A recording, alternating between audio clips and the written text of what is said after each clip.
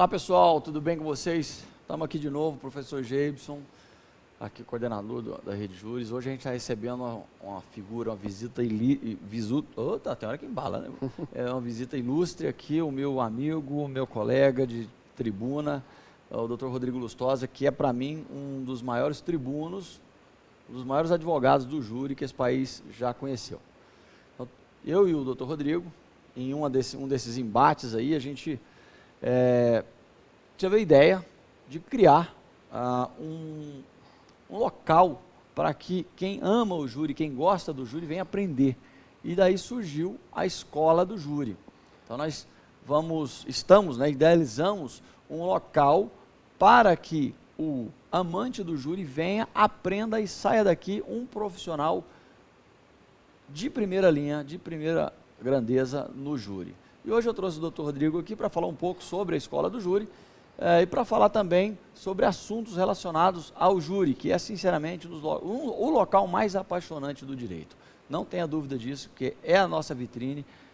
O aluno, quando entra na faculdade de Direito, ele está pensando no júri, ele vê toda aquela formalidade do júri, e hoje a gente está aqui para falar sobre isso. Obrigado, Rodrigo, por ter vindo. E está com a palavra para falar do nosso projeto e do Tribunal do Júri. Bom, eu que agradeço, é uma honra estar aqui ao lado do meu amigo também, grande promotor de justiça do Tribunal do Júri, Dr. Geibson. A ideia de uma escola do júri, ela vem, claro, em primeiro lugar, da paixão pelo júri, que é a própria alma do júri. O júri é um ambiente de debates muito acirrados, muito intensos, mas também uma preocupação com a importância do júri. O júri fornece tutela ao bem jurídico mais importante que nós temos, que é a vida, e não apenas isso. A importância do júri está também para o operador do direito, porque não tenho nenhuma dúvida, é ele a grande vitrine do operador do direito, em especial do direito processual penal. É no júri que o promotor de justiça, por exemplo, emparelhado, claro, ao lado do advogado, vai se sobressair em todos os aspectos: conhecimento jurídico, capacidade de oratória, raciocínio, coerência argumentativa, postura, empatia. Talvez seja no júri o lugar onde o profissional, o ator processual, precise reunir o maior número de qualidades, ou talvez seja lá que essas qualidades mais estejam em evidência. E interessante é que, além de tudo isso, a inteligência intuitiva do profissional do júri, né, a perspicácia do momento, ela tem que estar aflorada, porque em um pequeno detalhe você perde o júri. Aqui na escola a gente vai passar exatamente isso para o nosso aluno, para que ele saiba atuar e saiba como esperar as adversidades no júri. Há um detalhe que eu me lembrei agora. Essa escola leva o nome do Dr. Edson de Brito Rangel, e eu me lembrei disso agora porque, além de ter sido o nosso grande tribuno, grande advogado do nosso estado, um dos grandes advogados nacionais na tribuna do júri, sem dúvida era um dos raciocínios mais rápidos que nós tínhamos na tribuna do júri. Isso é importante. Tinha plena consciência que um júri você pode ganhar ou perder, o acusado pode ser condenado ou absolvido por um detalhe, por uma resposta bem dada, ou, na contramão disso, pode ser condenado por uma resposta não tão bem dada. Isso é fato. E eu já participei de vários júris, Lustosa. A gente já teve alguns juntos, participando, eu do Ministério Público e você pela defesa, em que eu ganhei o júri por erro do advogado. Apresentou provas que não precisavam ser apresentadas. Então, o advogado ele precisa ter a perspicácia de conhecer todo o processo e saber segurar ou não algumas provas. Alguns depoimentos que passaram lá pela delegacia, que ele não precisa repetir, e ele repete em plenário, chama a atenção. E eu vou te contar de um caso que foi emblemático, em que eu não falei do reconhecimento na delegacia do acusado, porque eu tenho um certo receio com essa questão de reconhecimento por fotos, E geralmente a defesa bate muito na gente. Precariedade isso, do eu meio não falei. de prova. Eu fui para a réplica e não falei. Eram 3 advogados na defesa, eram 3 réus. E o último dos advogados abriu o processo e disse, inclusive esse reconhecimento do meu cliente que está aqui, ele é nulo. Olha, eu não tinha falado. A acusação em nenhum momento tocou nesse assunto. Ao final, um dos jurados levantou o dedo e perguntou ao juiz, doutor, um daqueles advogados lá falou em reconhecimento do réu. O senhor podia me esclarecer isso aí direito? Uhum. O cliente foi condenado por 4-3. Sim. Bom, eu imagino quem tenha sido o voto Minerva. Ou seja, o advogado, por um erro estratégico, perdeu. Então, isso é que a gente quer passar para o nosso aluno. Olha, tem o momento certo, tem a prova certa. Mas, olha, me permita, para manter aí a habitual e boa discordância com o Ministério Público, teve aí, inclusive, uma inversão na ordem. Viu? Porque no júri, embora quando a gente pense em júri, a atenção maior é, claro, sempre para as questões de fundo. Afinal de contas, o jurado não decide sobre o direito. Mas, voltando para o caso concreto, muito rapidamente, para não cansar os que estão nos assistindo, eu me lembro de 2 situações em que questões preliminares deixaram a defesa em situação absolutamente tranquila dentro do julgamento. Uma situação em que havia habilitação de assistente de acusação, porém realizada fora do prazo estabelecido em lei. Abertos os trabalhos, a defesa fez consignar isso em ata. Tudo tem que ser constado, tá, gente? Tudo tem que ser materializado e por isso um dos pontos do nosso estudo aqui será a ata de julgamento. A ata do tribunal do júri, considerando a possibilidade do entendimento diverso daquilo que se espera, a defesa, no mais das vezes, espera absolver o acusado, mas a ata ela é a essência de um bom recurso. O segredo para um bom recurso da decisão do júri talvez esteja na ata dos trabalhos. Então, lá consignamos a incorreção quanto ao prazo, a habilitação do assistente feita fora do prazo, fora da antecedência mínima para a sessão de julgamento. Outra, rápida. Recentemente, fazendo um júri, aqui na comarca de Goiânia, parece até que às vezes o assistente de acusação tem contribuído, às vezes, em alguma medida para a nulificação dos julgamentos. O advogado do assistente de acusação, por várias vezes, se reportou ao silêncio do acusado em 2 interrogatórios, no seu interrogatório policial e no seu interrogatório durante a instrução. Evidentemente, a defesa pediu para consignar isso na ata dos trabalhos, porque, a exemplo da proibição de referências à decisão de pronúncia, também a parte não pode se referir ao silêncio do acusado como argumento para o convencimento dos jurados. Exatamente. Diante desses registros na ata dos trabalhos, a defesa vai ter uma atuação nesse júri muito mais tranquila, porque ela tem segurança de que o seu recurso estará bem calçado, na necessidade, claro, de recorrer. E é bom você ter tocado nesse assunto, Rodrigo, porque é nesse ponto, exatamente nesse ponto, é que a gente vai trabalhar o nosso aluno. São detalhes lá do julgamento, da sessão, que precisam ser anotados, precisam ser apontados, observados, para que, terminado ali, você tenha um suporte bem robusto para um recurso. Deixou passar, não constou, não anotou, não levantou o dedo no momento certo, você está fadado a perder o seu recurso e perder todo o julgamento. Então são detalhes assim que você não lê nos livros que esse curso quer ensinar. Tá?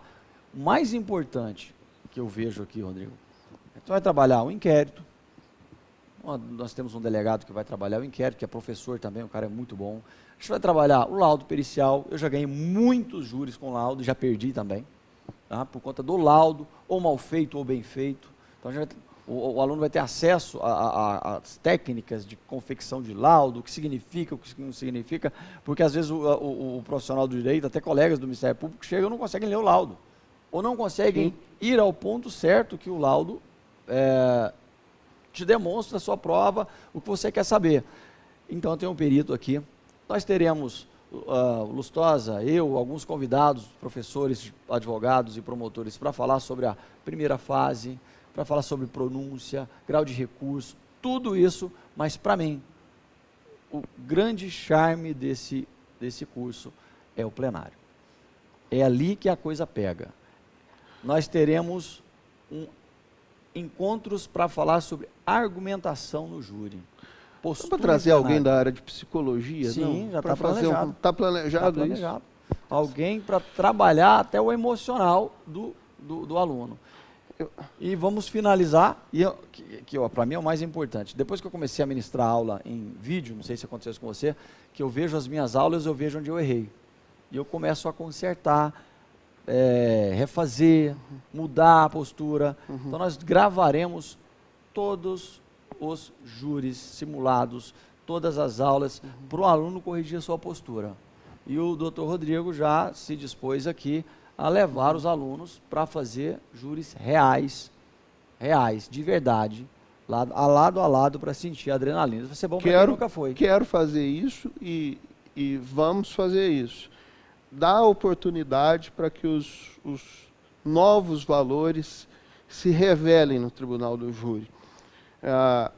Embora exista uma quantidade imensa de julgamentos pelo tribunal do júri, não só na comarca de Goiânia, estado afora, Brasil afora, a verdade é que hoje o júri é carente de novos valores. Exatamente. Ainda está carente de um número maior, existem evidentemente ótimos profissionais, mas o júri está carente. Sim. 10 para 2. 10 para 2. 2 são bons, 8 vão cumprir tabela. Infelizmente é assim que funciona, que eu vejo, porque eu sou promotor do júri, eu faço júri toda semana, em média 2 júris por semana, e a gente percebe que ali passam vários advogados, de 10, 2 estão aptos ao júri.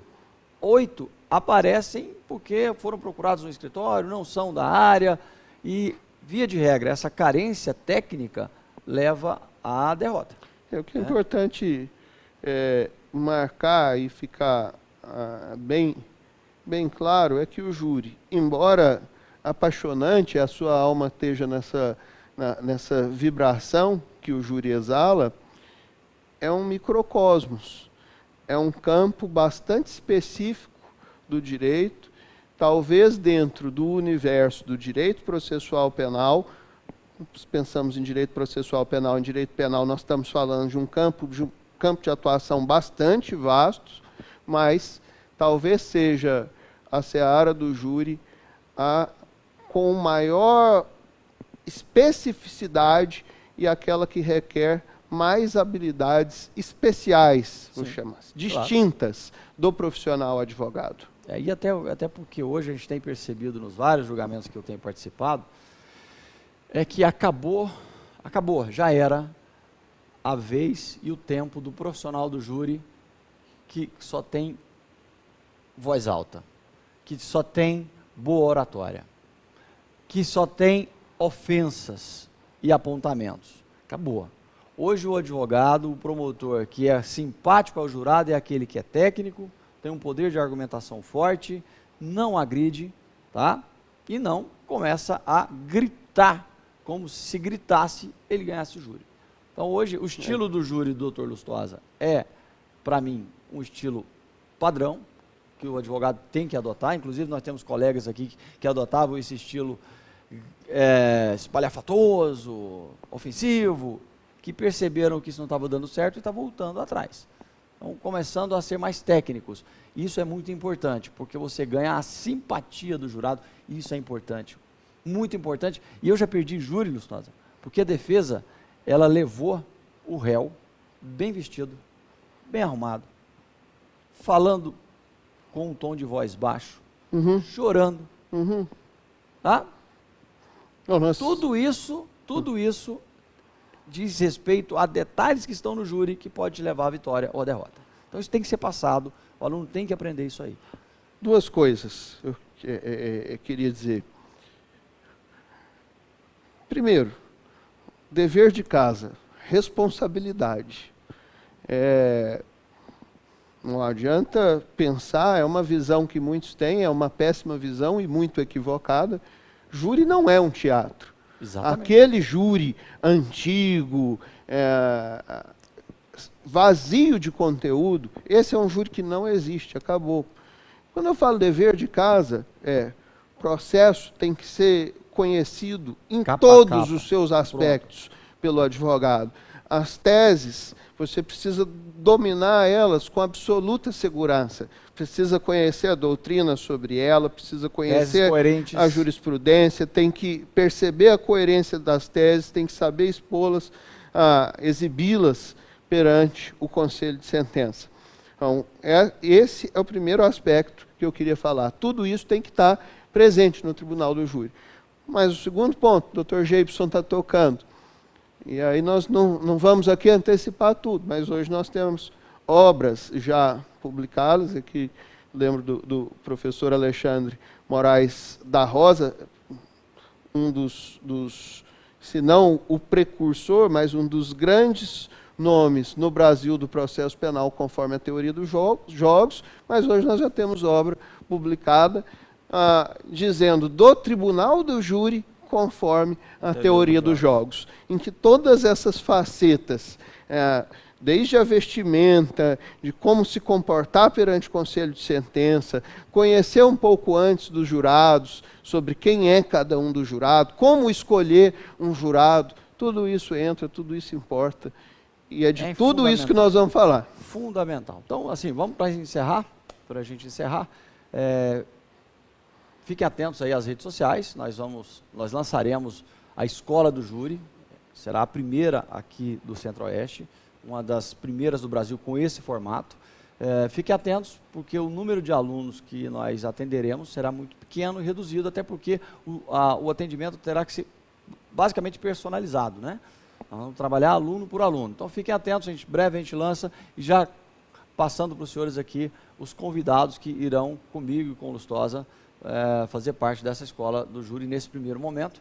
Doutor Lustosa, obrigado. Muito bom te ter aqui. Grande abraço. Tenho certeza que vai ser um satisfação estar aqui. Com certeza será. Muito obrigado. Obrigado. Lá no tribunal não é toda essa simpatia não, viu, gente? Não, lá não é assim. Mas saiu de lá. Abraço, gente. Obrigado.